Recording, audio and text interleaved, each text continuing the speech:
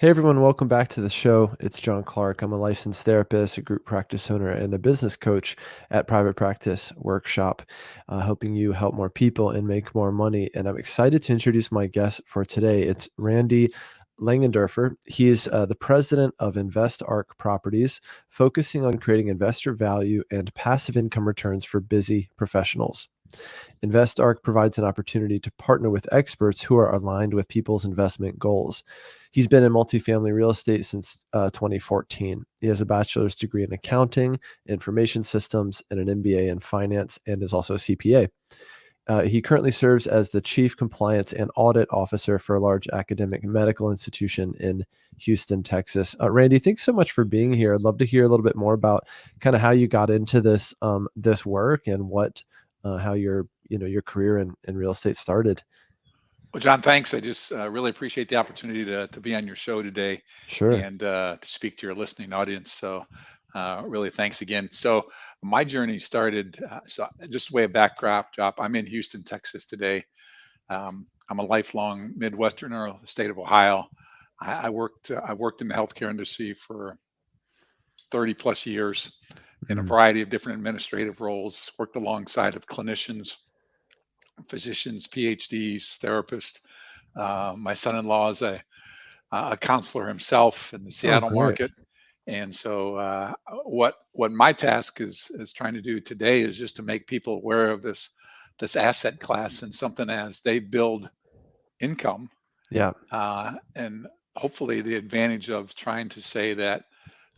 So I go backwards a second. My journey started where you started, and that brings it forward. My journey started when I was then living in Cleveland, Ohio, and I was working for the one of the two largest healthcare systems there in Cleveland, Ohio, an administrative role, and I changed, and I'd gone to a private equity firm, and was working in a global arena, and that company got sold, and I realized at that time that the income stream I had, that I really needed to develop another Hmm. alternative income stream so that I wasn't dependent on just my day job, Yeah. or as practitioners, you're not dependent just upon Right. seeing patients every day.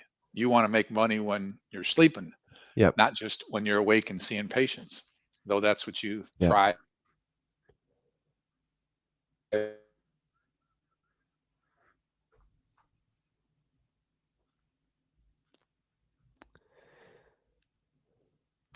Slight connection issue. I don't know if it's on my end or Randy's, but we're hanging in here. Um, Let me see what's going on, or if it comes back. Um, I'll ask our producer what's going on.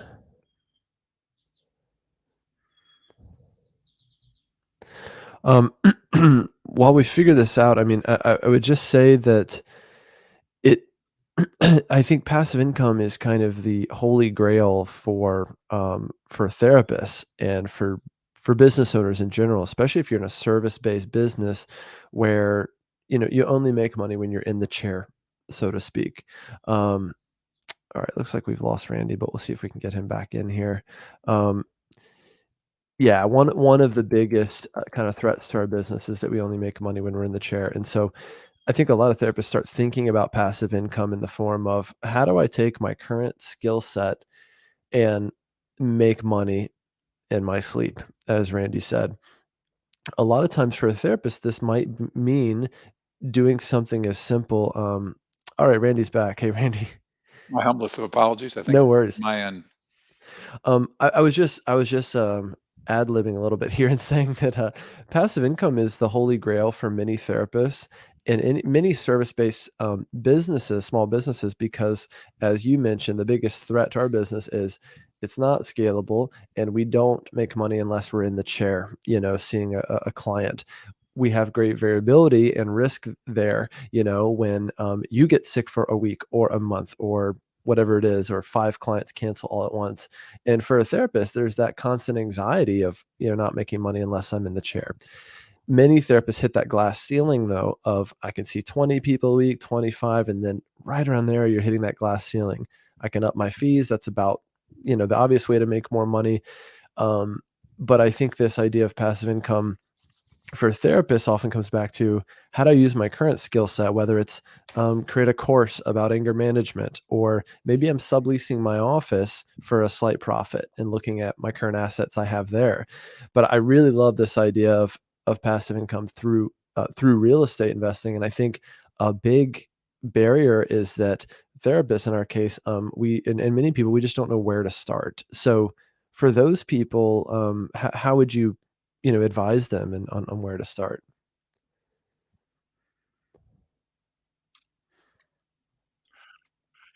So let me let me tell you, I first of all, just to check, am I still coming through okay? It's a little spotty, but we're gonna roll with it.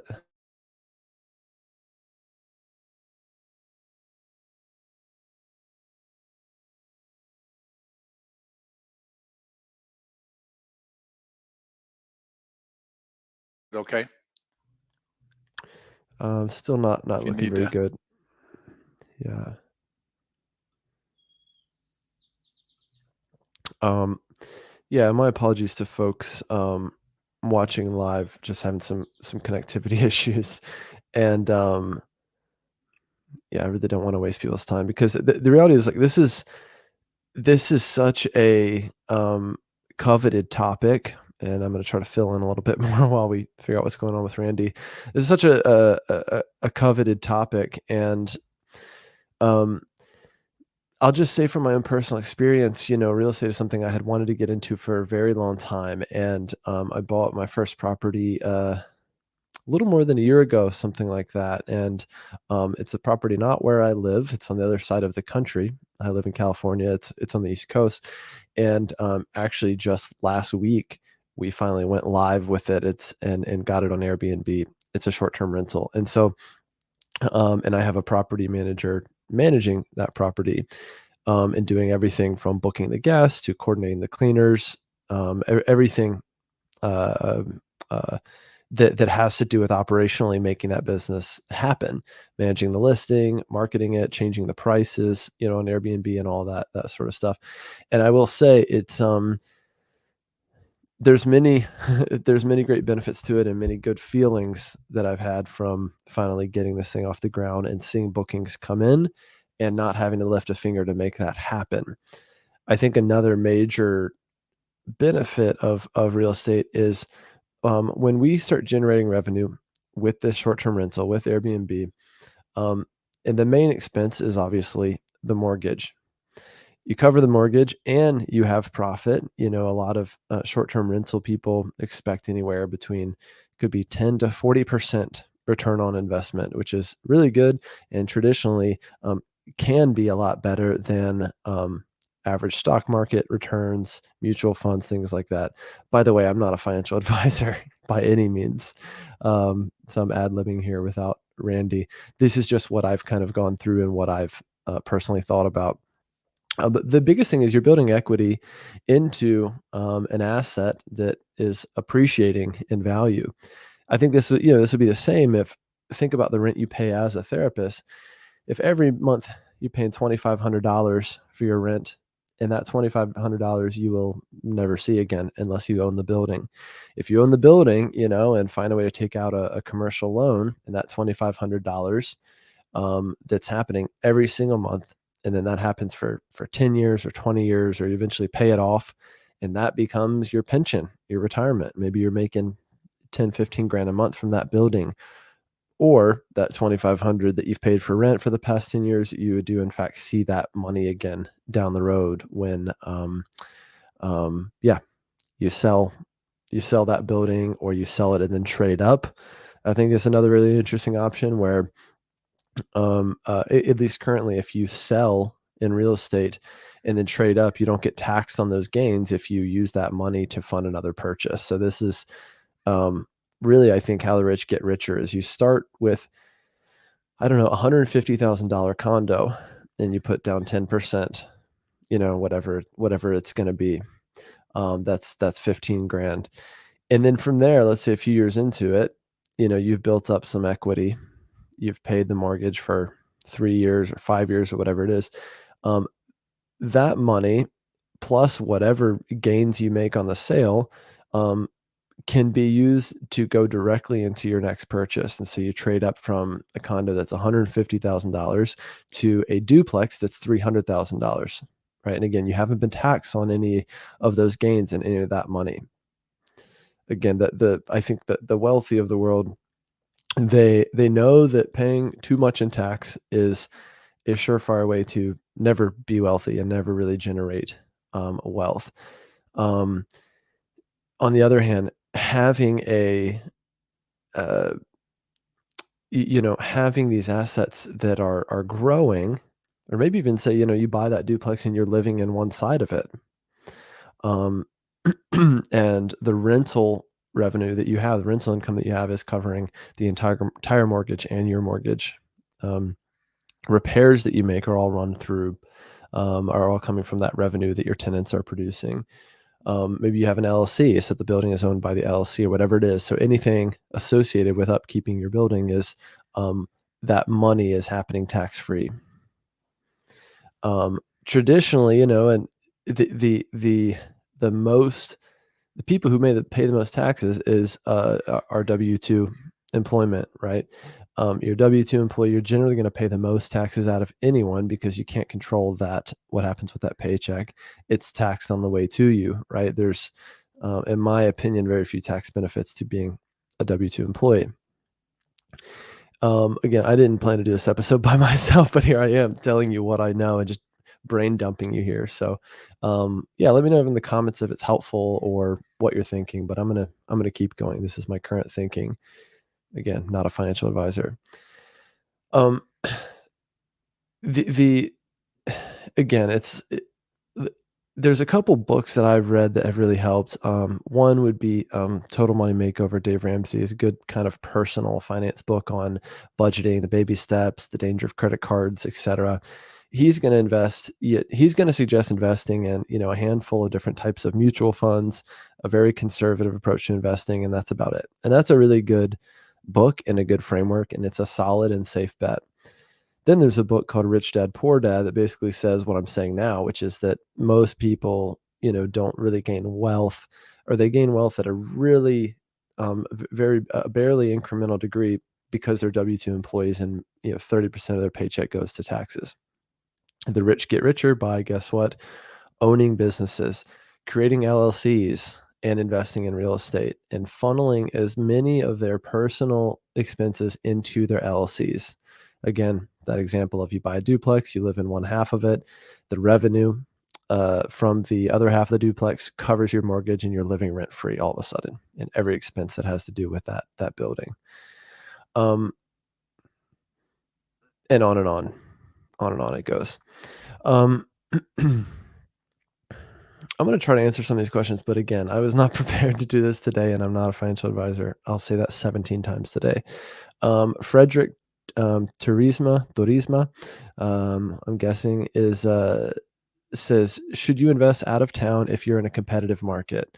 Um, my opinion is yes, and that's what I've done. I live in San Francisco, and I made an investment on the East Coast, where my money went a lot farther, and there's less competition. There's also less taxes.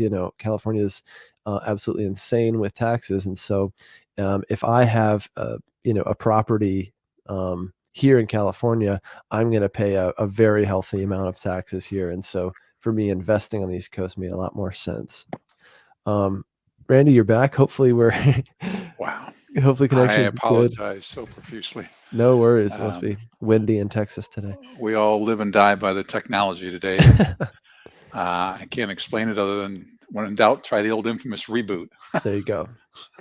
I think Well, we were just talking about yeah, getting started, how I got started in passive income, or did you fill in the gaps between? I tried. Yeah, I basically what I went through just now is my own limited experience with real estate. Some books I've read. Rich Dad Poor Dad was one of the first books I read on investing and how to gain wealth. And looking at, buying your first property and trading up. So I have, one property on the East Coast that is a short-term rental. It actually just Okay. went live on the market last week, and feels incredibly good to be making money with that. without lifting a finger, having a good property manager in place. And I have Yeah. plans to also invest in long-term rentals, traditional tenants. But I will say, just from my experience, getting started was really hard and really scary. And going through the process of, finding a market, getting approved for a loan, getting that loan to the finish line, just managing some degree of risk, getting the down payment together. Yeah. That whole piece was really, really hard. But I can already see now how after you get your first one, the second, third, fourth one goes so much easier for both having gone through it. You've worked with the bank, maybe you go through the same lender, or you get into this position of potentially trading up and going from a single family unit to a duplex, right? Or a four unit, or whatever it might be. So maybe that's where I'll pass the conversation back to you, and see what you think. I'll just give a quick on my journey. So kudos to you. I think you're atypical of your colleagues. You Probably. were willing to take the time and energy and fortitude to do that. Most people are just going to throw their money in a mutual fund or Yes. talk to a financial advisor, and that's not bad. There's nothing wrong with those. Yeah. In the long term, they can become passive income too. But I said my journey started out doing single family flips, and so I found that just became very time consuming for me Hmm. to find one rental, and we were doing flips, and then you had to learn the submarket and you had to learn the contractors, and it just became to build any scale Yeah. was a lot of work. And in my day job, I just didn't have time for it either. And so I found multifamily, and that's what attracted me to it. So I started out as the same way. I didn't have the time to be what we'd call a general partner or an active partner, the person finding the properties, putting the syndications together, Hmm. doing all the hard work. Um, and so I became a passive investor. Hmm. I started taking my private funds and I went to large educational groups where I met people putting together private placement memorandums. These are private offerings. They're not regulated by the SEC. Hmm. So they're not, well, they are regulated, but they're not regulated like a mutual fund is. And I taught myself through investing in them. And I asked those partners that I invested in, hey, can I sit in some of your calls? You get a monthly letter from them and how Right. it's going, but can I call you and ask questions? Can I And go in your due s- diligence tour, et cetera, et cetera? say more about what that model looks like, because I mean, we need to differentiate a little bit between, owning a property outright. Maybe a property manager Yeah, manages it, and that's one way to invest in real estate. The other is, the way you invest in a mutual fund. You can invest in basically these this class of assets where you're investing your money in a private group who then goes and creates the deal, buys the multifamily property, and you get a return on your money. But your only involvement is, here's my capital, right? Is that what you're talking about? exactly. So that's called a private placement offering. Okay. That's called a private placement offering. So I'm what's called a syndicator or a general partner. I go out and find a property, a multi-million dollar asset that we think is worthy of buying, and we create a business case for it. And then we go out and ask investors to put in money to purchase this. So just like in Right. any transaction, let's just say you got something for $1 million you want to buy, the bank's going to lend you 80%. You got to come up with a 20% down payment.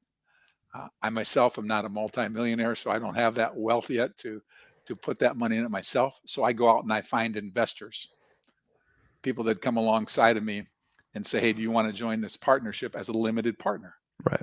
In that example, I'm a general partner. They're a limited partner. We buy the asset together. They get returns. I get compensated as a general partner along with them when they do. And in the end, when we sell it, hopefully we're all very happy.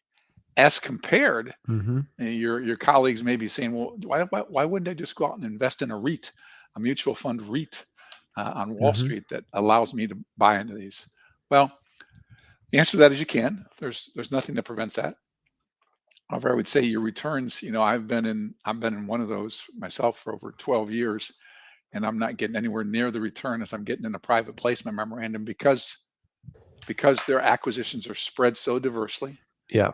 and they generally don't invest in multifamily. They invest in assets like retail, Mm. office space, big hundreds of millions of dollars of business, Yeah. and they're gonna invest a pool of. I don't ever know who's running my mutual fund. Yeah. Uh, as a limited partner, Randy or my colleagues, and you can call me. I always Right. like that. I always say I can never call my mutual fund money No. manager, but you can call whoever the general partner is. What's an attractive return to you? Because, there's again, kind of like um, the mutual fund numbers or the Dave Ramseys of the world that use the 10 or 12%, Yeah. number. Some say it's more like 8%, and that might be over what, 30 some years. With real estate, I mean, well, yeah, what's a number that is enticing to you, or even like a benchmark for what you look for So I with can only speak from my opportunities? private experience, and Yeah.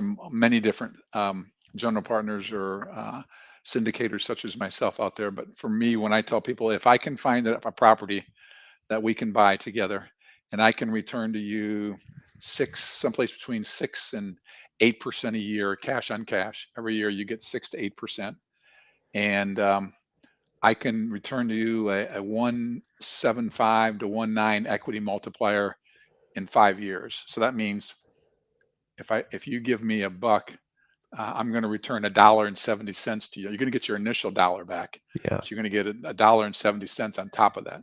Yeah. And That so, makes sense. it can be very profitable.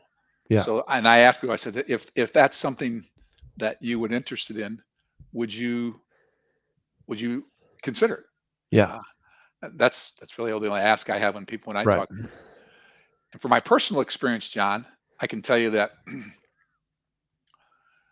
So I've been doing this since 2014. I've been full cycle on about 12, 15 properties. I don't know exactly. I'd have to go back and count them. Mhm.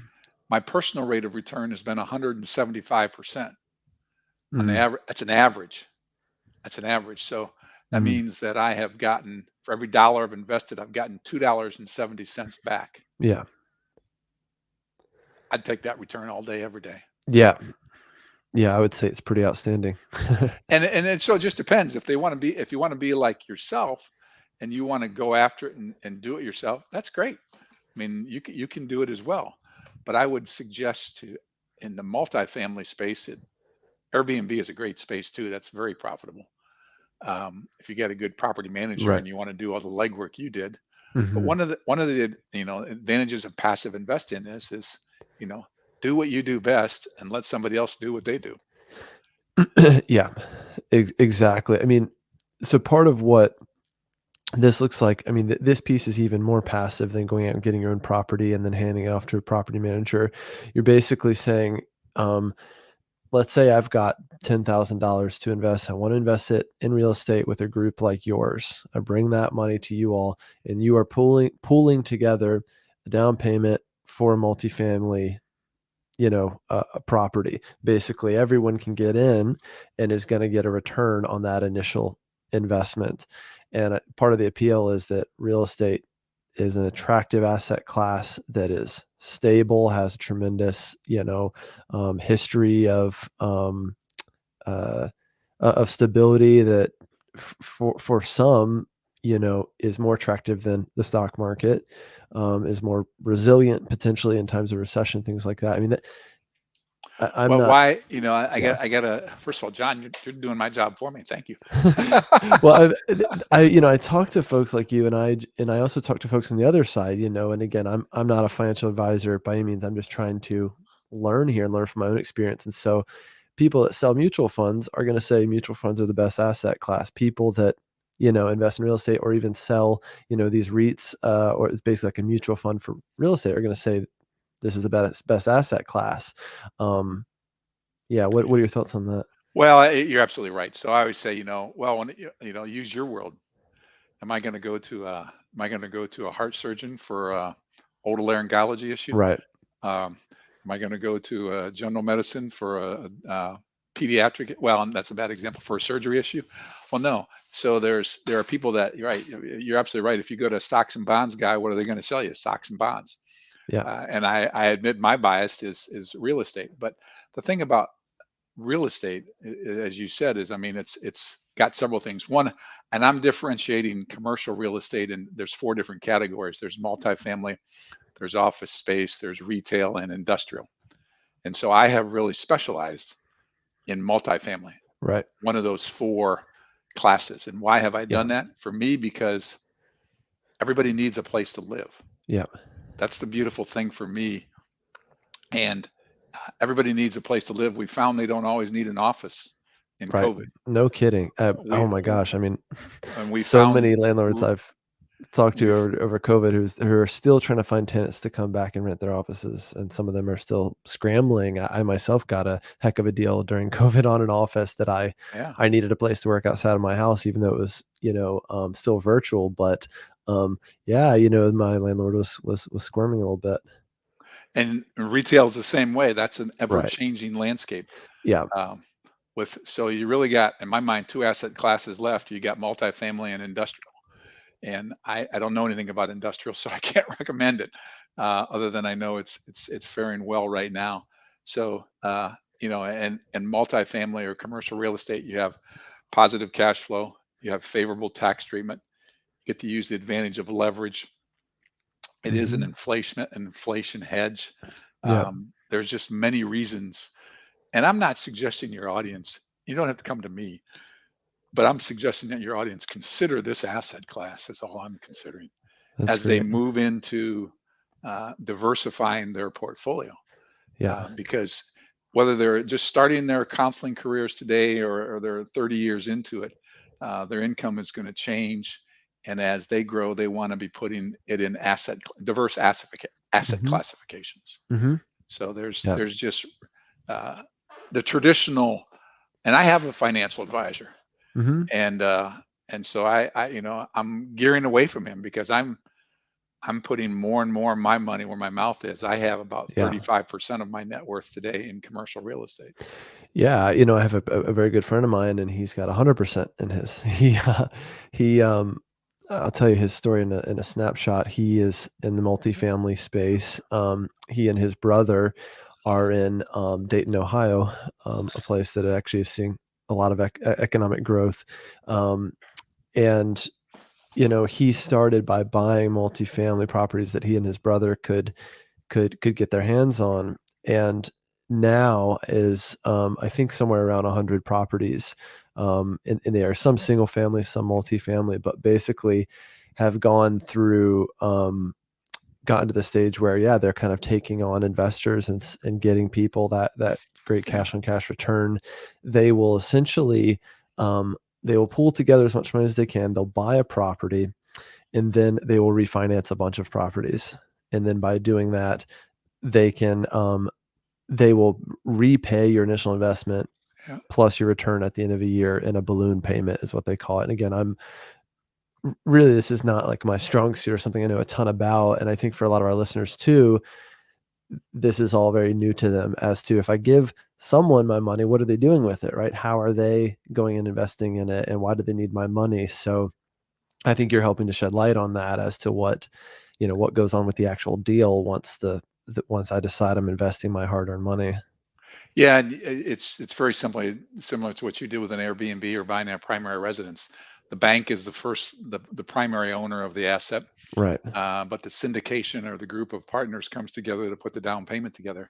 And so your percentage of ownership, um, is based upon what the money you put into the down payment, the percentage to the down payment, and you own that percentage in the LP. And so the LP, the other beautiful thing is I have some risk as a general partner, Mhm. but So in the the LP limited is part. a limited partnership. I'm sorry, Okay.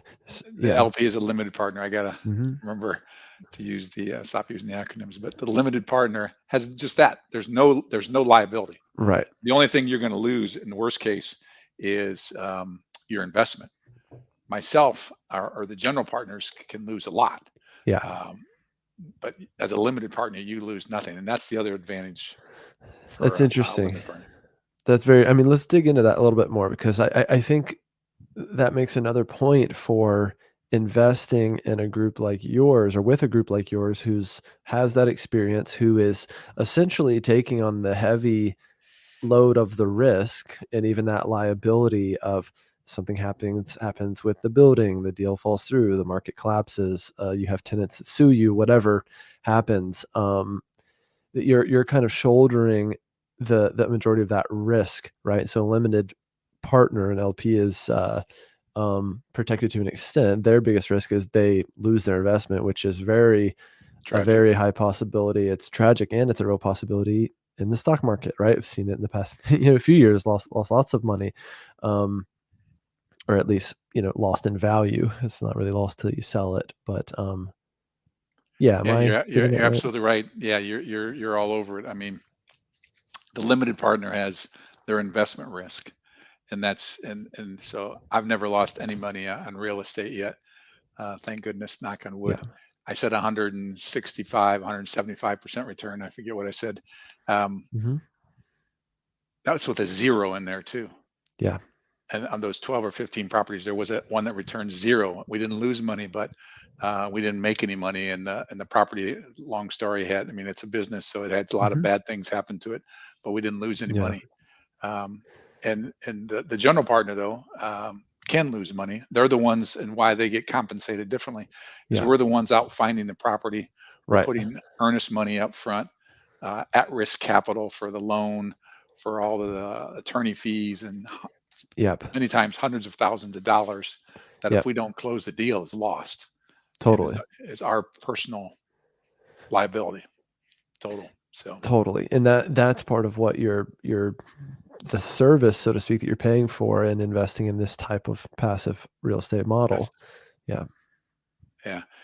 And so, I think your audience is uh, great, because I'm in the medical profession, so I deal with a medical uh, practitioners all the time, and I just see, I have one friend that's a cardiologist today, and he's just busier than busy, and he's well established in his career, and Mm. he's making tons of money, and he just doesn't want the headache, and Yeah. A lot of people don't. he's got stocks and bonds and other things, but this is just very attractive to him as a diversification strategy, if nothing else. Yeah. And then I got the other end of the spectrum of investors who are just getting started and said, "Gosh, Randy, how can I get in this for $1,000?" Well, you probably can't get in it for $1,000 yet, but you know, Yeah. pool your money together with a couple of people and do it. That's the way I Right. first got started. I was so risk adverse that I didn't want to put all my money in, so I partnered with another guy, and we formed an LLC to invest in an Yeah. LLC. It's one way to do it, right? And, I've had some other types of business partnerships myself, and, if it goes well, it can go well and be a great thing. If it goes sour, or if the relationship sours, it can be a really gnarly situation, when you've got money tied up and you own an asset together, right? And, I yeah, it can kind of go either way, I suppose.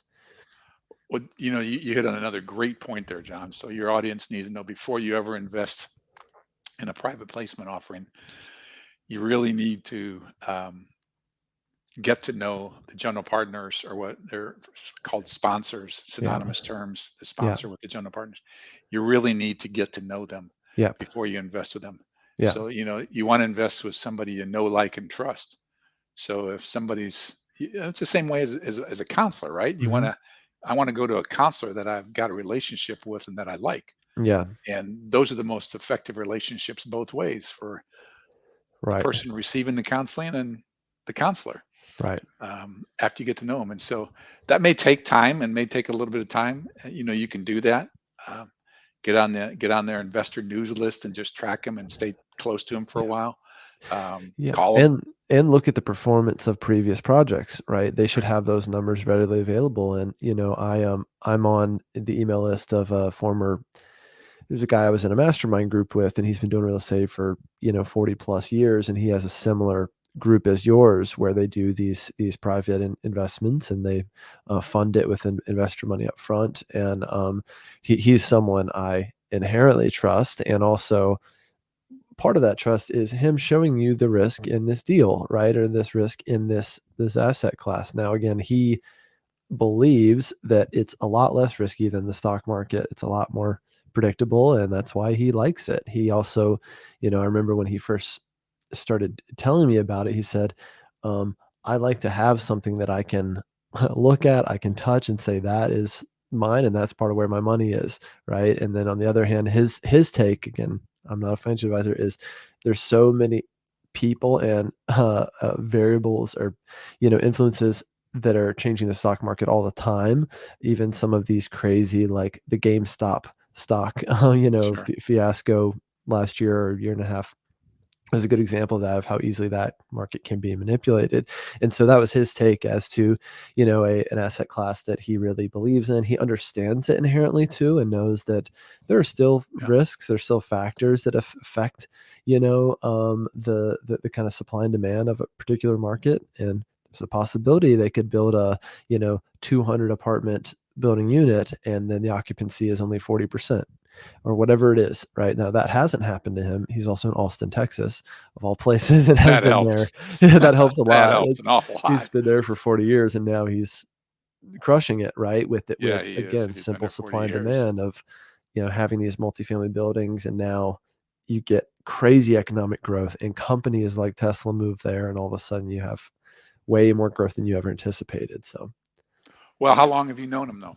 I mean, you just proved my point again that you've known him yeah, for at least 5, 6 years. I five, mean, six through years. this, and I've seen other people invest with him and whatnot. So And so, there you just proved the point that you tracked the guy, you talked to yeah, him, you got to know him, and I'm not going to ask you if you invested or if you're not, but yeah, point of it is you got to know him first, and you yeah. spent time with him or in his organization and tried to learn what you could from him. And I've done that more than once. I've sent people other ways. They were Totally. looking for investments, and I said, I don't have anything right now, but go talk to Susie or Bob or look at this asset class Right. That's because there's great. I mean, I think a story that a lot of people have or have heard is, anyone in the financial sector who over promises and under delivers, right? Or says, oh, yeah, we get 15% return, whatever it's going to be. And then it doesn't happen. And so I think that honesty, that transparency, same thing again in therapy. We don't promise results, right? It's like we are licensed, we are experts, we're good at what we do. And we have to be clear about setting expectations with our clients as to what we do. And again, with investing, I think that transparency really helps and it builds trust. On top of, I think if I was working with someone like you, I also want you to take the time to teach me a bit as to how this all works and what these acronyms stand for, right? And what you're actually doing with my money. Because again, for a lot of therapists listening right now, and they're going to listen to the audio tomorrow from this, is there's fear in getting ripped off, losing money, feeling like an idiot.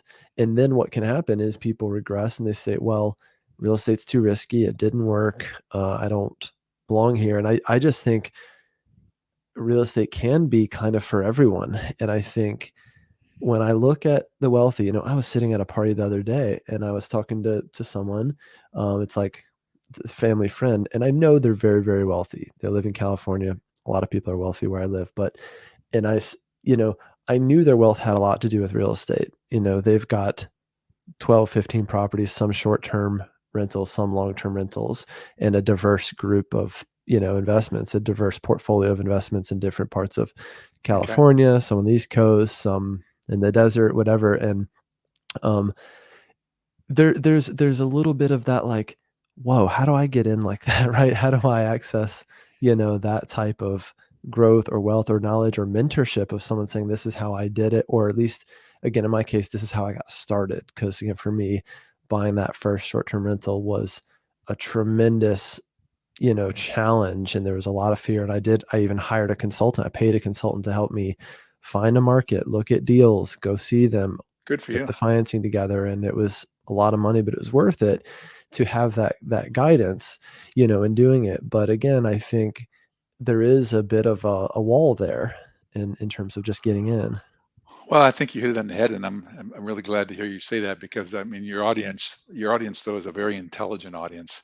They're not the average performers. They're all above average from their Mm. academic careers and their professional careers. So Mhm. this is not something though that they can't understand and get their head around. It Yeah. it is a matter of a little bit of education.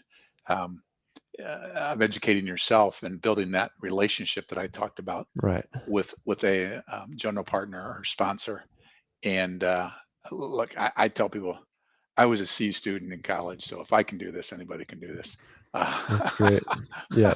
It doesn't have to be. It's just simply, and your audience should be concerned about being taken. So that's why they should ask a lot of questions.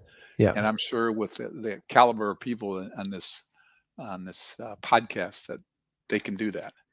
And Well, if they want to know, I yeah, can give them a checklist of questions to ask. totally. Totally. And I think that I'm really big on, first principles, meaning what are the basic ideas about business? And one basic idea is like supply and demand. Another idea is just risk analysis, right? And looking at threats and opportunities to our business. So again, as a therapist, the threat is that you are probably not making money unless you're seeing a client, and you are human and things happen, and you get sick and you get in a car accident or whatever it is. There's always that threat. And I really always hated that feeling when I was a solo practitioner starting out. Sure. I have two businesses now. Well, three if you count the real estate business, which is a separate, LLC and all that stuff. Treat it like a separate business. But even within this business, I want to diversify my income streams. So I make money from this podcast. I make money from coaching, from courses, from affiliate marketing, whatever it is. And again, when the tides get tough, which they do, there's that diversity that kind of pads against the inherent level of risk in business. And again, I think the other piece is for therapists, you could be generating a bunch of revenue in your business. If you're not profiting a healthy amount, then you're not gaining wealth. And then if you're not taking that money you make from your business and making it grow, right? Of Um, course, yes. then you never are gaining personal wealth. I see it all the time. A group practice owner comes to me and says, "Well, my gross revenue is over a million a year, right? But I'm up to my ears in debt. My net profit is only 20K a year, right? I owe a bunch of money. Like it's crazy." They're on the hamster wheel. 100%. They're on the hamster wheel. And Or people that are, they're like at the end of their therapy career and they still have nothing saved for retirement. It absolutely that's really horrifies sad. me. Yeah. That's really sad. But that hamster wheel is, I mean, it may be more common to your industry because they have, well above average wages. But it's so common in most places. And, I heard it said some time ago, John, that somebody, the average person spends more time planning their summer vacation than they do their lifetime finances. Yeah. And if Yeah. you think about that, you probably got somebody in mind that you can relate to, who that might be. For me, Yeah. it's an older brother who just very different than my mindset. But it's this is doable, and I just want to really encourage your audience to take a look at it and consider it, because Yeah. at the end of the day, you want to have those multiple income streams, just as you said. Yeah. Maybe real estate is only 5%, or I don't know, 10%, whatever, for you. But I'd Yeah. say there's more people that, in all due respect, there's more people that have gained personal wealth from real estate than there probably has counseling. I would Uh, say so. I don't 100% know. I don't again. know I don't know. I'm Yeah. getting statistics to back that up, but Well, there's more people out there doing it real estate wise than there are counseling.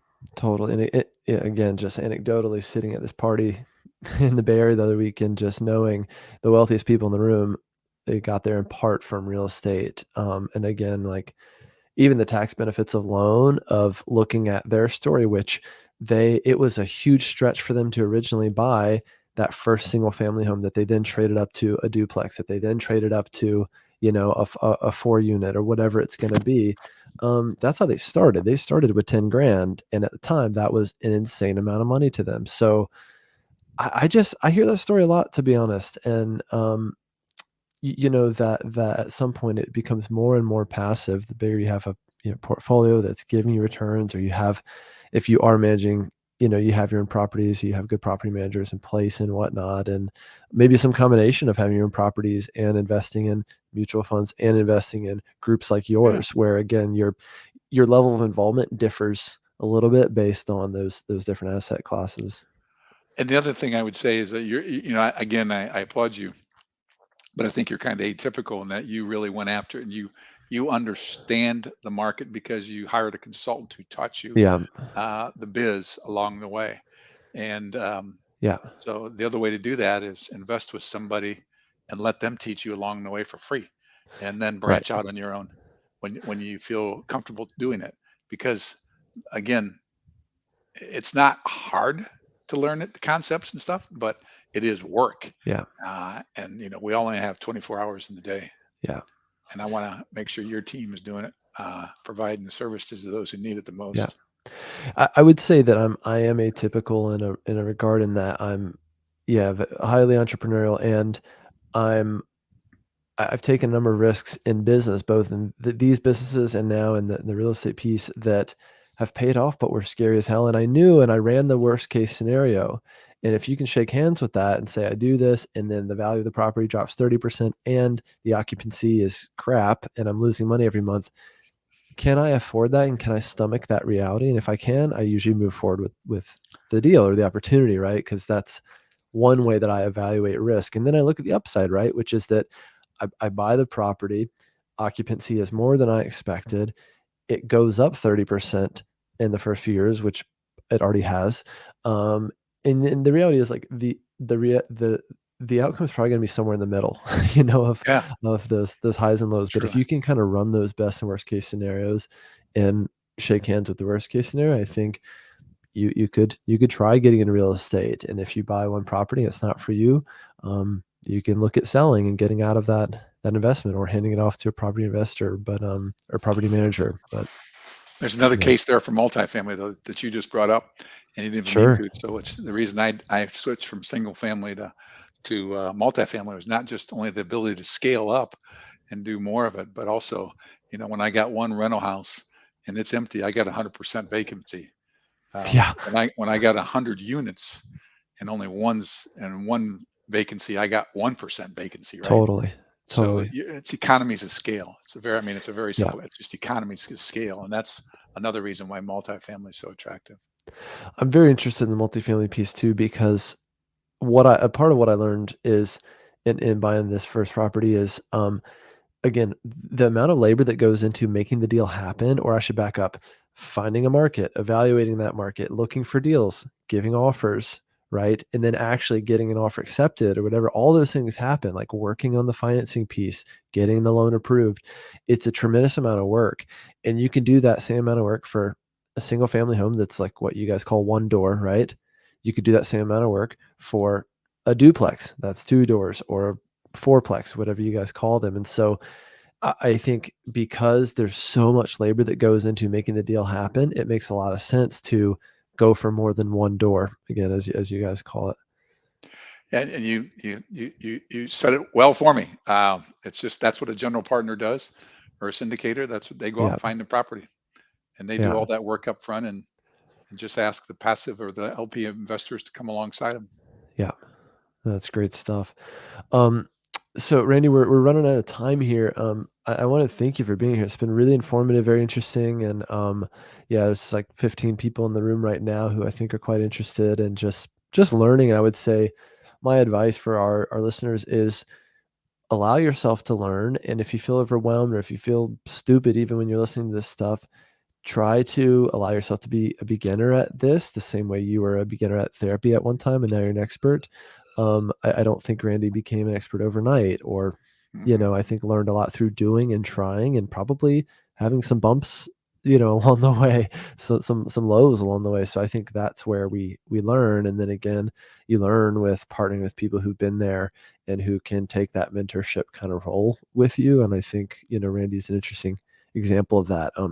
Randy, what else should folks know about kind of what it's like to work with your group, and then of course, how can they reach out and connect with you if they're interested in having this conversation about working together?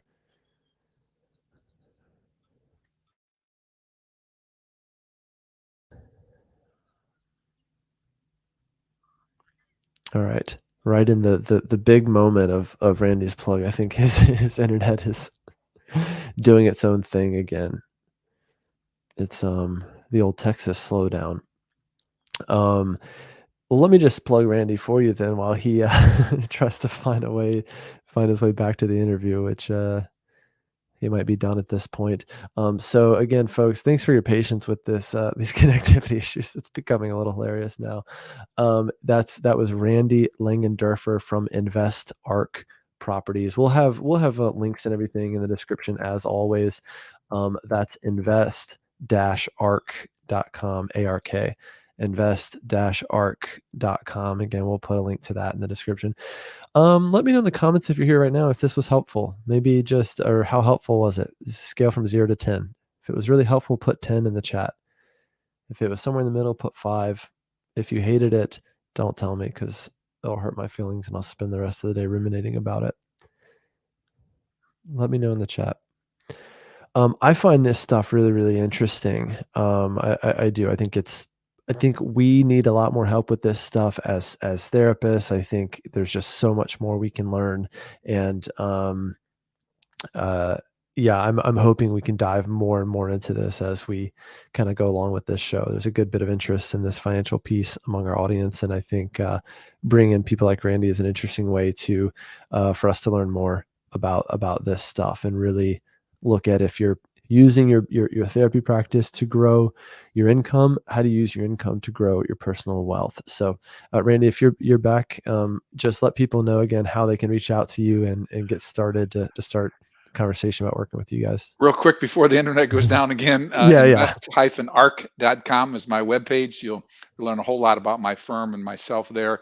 Cool. There's a contact me page on there, also available LinkedIn, Facebook, and just love to talk to you and put you on my news list and to stay in touch if nothing else. And would love to chat with you and answer any of your questions. Very cool. Yeah. And again, we'll put links to everything in the description. So thanks again, Randy, for being here. And for our listeners, we will see you again soon. Next week, we're going to be looking at Thursday, 1 p.m. Pacific. I'm going to be doing a live website reviews, website audits, looking at your marketing and critiquing some people's home pages. So if you're interested in that, definitely be here live next Thursday, 1 p.m. Pacific, 4 p.m. Eastern, and I look forward to it. So, Randy, thanks again for being here, and everyone have a great week. Thanks, John. Cheers. Bye-bye.